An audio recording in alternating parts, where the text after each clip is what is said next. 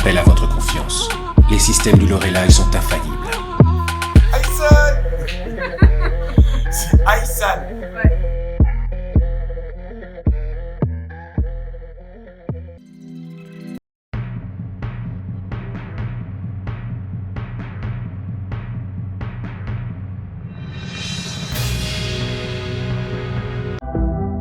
Moi, il m'a collé une étiquette de président d'Eric tout ça qui fait encore du mal, faut bien le dire.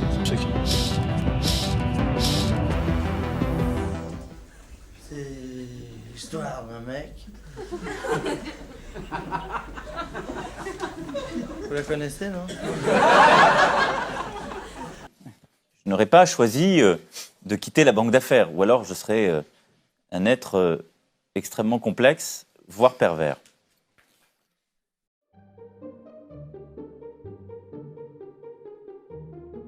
Non, mais j'ai tout dit. Regardez, les gens, est-ce qu'ils parlent de ça?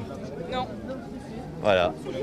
Pas assez. Mais les réseaux sociaux et les gens qui sont branchés, ça, il y a des gens, ils supportent mal la chaleur et la fatigue. Donc il faut du calme, mais peut-être, mais Tour de France aussi, il faut du calme. J'ai dit ce que j'avais à dire sur toutes ces choses-là. Il y a aussi le quotidien de nos concitoyens, le travail du gouvernement. Il y a une loi importante sur la formation professionnelle qui va être votée, asile et immigration. Et donc voilà, moi je suis avec les gens, on est heureux et tout va bien.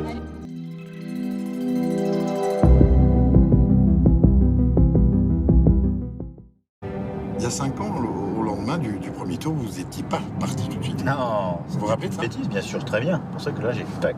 En fait, quand tu vas dans ces moments-là, tu comprends des tas de trucs, tu vois bien. Comme le monde est très compliqué, nous, on a les résultats. Mais les gens ne relient pas les résultats aux actions qu'on a faites. Première info. Et ils ne retiennent pas du coup les actions, ils retiennent les petits symboles.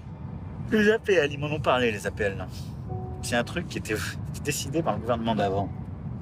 Personne n'a vu venir, c'est arrivé dans l'angle mort de rétro. On a fait les APL. Moins 5 euros. C'est beaucoup moins que plein d'autres trucs qu'on a fait pour les étudiants. Et pour les jeunes et pour tous ceux qui... C'est sorti. J'aurais dû le débrancher à la main tout de suite. On n'a pas débranché, on n'a pas vu le truc, il y a plein de machins, c'était le début, on disait on peut pas tout... Bilan des courses, c'est... Tu dis quoi? Attends! C'est encore là, parce que c'était intelligible. Les oppositions, les extrêmes sont très forts là-dessus. Et donc moi, ils m'ont collé une étiquette de président d'Eric tout ça qui fait encore de mal, faut bien le dire. Non, ce qu'il y a, c'est qu'il faut faire des choses plus simples, plus directes. Mais il faut réussir à réconcilier les classes populaires avec l'action publique. C'est pour ça que là, j'ai dit tac. En fait, quand tu vas dans ces moments-là, tu comprends des tas de trucs, tu vois bien. Première info. Et personne n'a vu venir, c'est arrivé dans l'angle mort de rétro. On a fait... C'est beaucoup moins que plein d'autres trucs qu'on a fait pour les étudiants. Et pour les jeunes et pour tous ceux qui... Mais ça veut dire que je ne sais pas. Je ne sais pas, je me retrouve sur quelle planète. Je suis en train de me retrouver sur quelle planète. Mais ce monsieur, il doit appeler dans Allô, je suis Yougo, sortez-moi de là.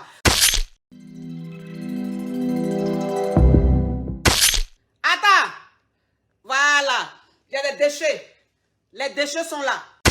Est-ce que vous pouvez nous expliquer pourquoi vous avez posé avec un t-shirt sur lequel était dessiné LBD 2020 et puis un petit bonhomme éborgné, un t-shirt que vous a offert le dessinateur Jules? Parce que c'est en effet le t-shirt de l'année de la BD, puisque la décision qu'on a prise avec le ministre de la Culture, c'est de faire de 2020 l'année de la bande dessinée. Nous sommes un pays libre, démocratique, qui aime l'insolence. Et donc, il y a eu ce travail qui a été fait avec un t-shirt où, en effet, le BD, il y a LBD avec le L barré. J'ai eu une discussion d'ailleurs ce midi avec Jules. Je suis en désaccord complet avec son approche. Nous ne sommes pas d'accord. Je récuse le terme de violence policière.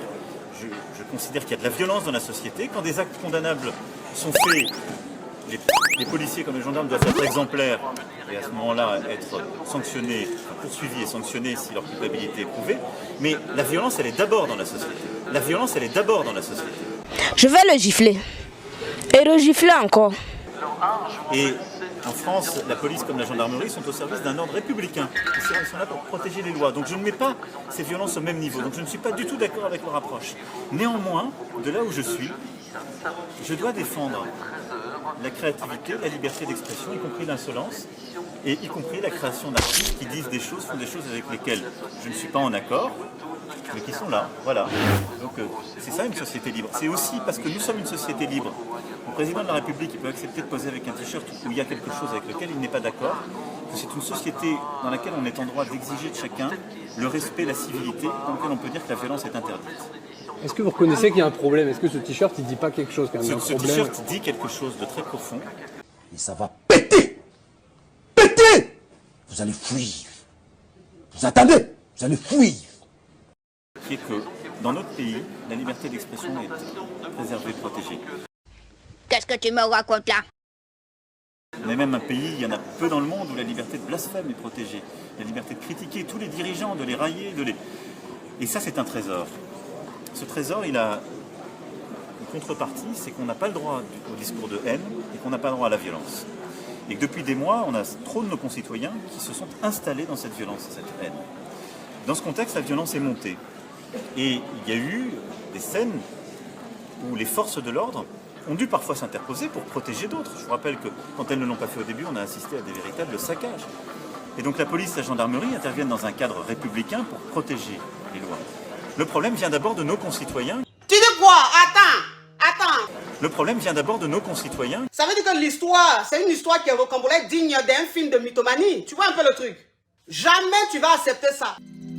Ce que vous proposez, comme d'habitude, c'est de la poudre de perlimpinpin. De perlimpinpin. De la poudre de perlimpinpin. Ici, un hôtel réquisitionné qui héberge des SDF. Nous avons croisé une dizaine de sans-abri dans notre trajet depuis l'Elysée jusqu'ici. Vous les avez sûrement vus. Est-ce que vous pensez qu'on arrivera à mettre à l'abri tous les sans-abri dans cette période? Et parfois, comme dans une discussion comme ça, portée de citoyenne à citoyen, on peut avoir des moments, quand on les décontextualise, qui semblent terribles, mais je récuse complètement les procès. Est ancienne, traditionnelle, mais elle a aussi des inconvénients, je dirais. C'est-à-dire que pour avoir plus, il faut augmenter les impôts régulièrement. Et parfois, les collectivités, je dirais, ont râlé à la suppression de la taxe d'habitation. Et quand vous regardiez ce qu'elles avaient fait depuis des années, en général, elles n'avaient pas beaucoup augmenté la taxe d'habitation parce que ça n'est pas très populaire d'augmenter la taxe d'habitation. Je crois que ce qu'il faut comprendre, c'est qu'il doit y avoir un équilibre entre les ressources locales et aussi les ressources nationales. Que je sache, par exemple, les régions qui vivent sur un impôt national, à savoir la TVA, sont particulièrement satisfaites de la progression de l'impôt TVA, puisque sur la consommation, comme vous le savez, il y a une augmentation qui est très importante. Et c'est une dynamique qu'apprécient bien sûr les collectivités territoriales.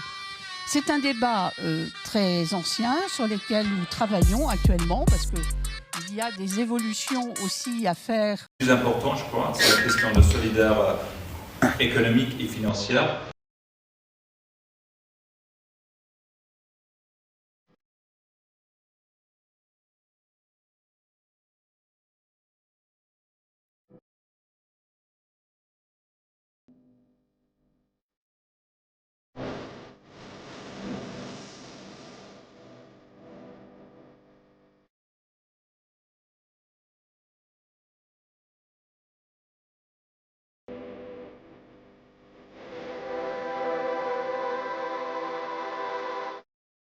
Il faut penser printemps. Non pas penser printemps pour s'émerveiller, non pas penser printemps par bêtise ou par une forme de béatitude médiocre, mais penser printemps parce que, au moment même où cette désolation s'installe dans la nature, quelque chose se prépare qui est déjà là. Alors certains ne le voient pas ou ne veulent pas le voir.